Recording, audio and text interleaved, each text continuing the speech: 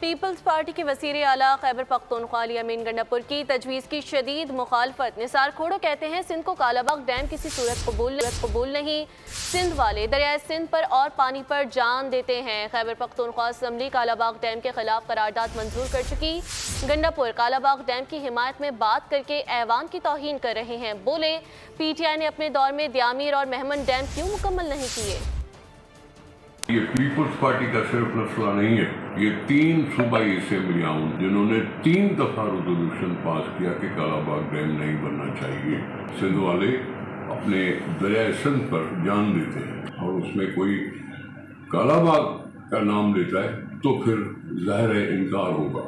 تو علی امین صاحب کو ذرا تھوڑا سا سیاست پڑھنی چاہیے۔ علی امین گنڈاپور صاحب کو کہو کہ یہ 3.5 سال جو حکومت میں رہے انہوں نے بادشاہ ڈیم پر قرضہ اٹھا کے کچھ بھی کر کے، جب یہ بلو وائٹ بوائے بنا ہوا تھا تو انہوں نے بادشاہ ڈیم کیوں نہیں جلدی مکمل کیا، کیوں منن ڈیم مکمل نہیں کیا، کیوں دیامیر ڈیم مکمل نہیں کیا جس سے پانی کی مقدار کی اسٹوریج بڑھ سکتی ہے۔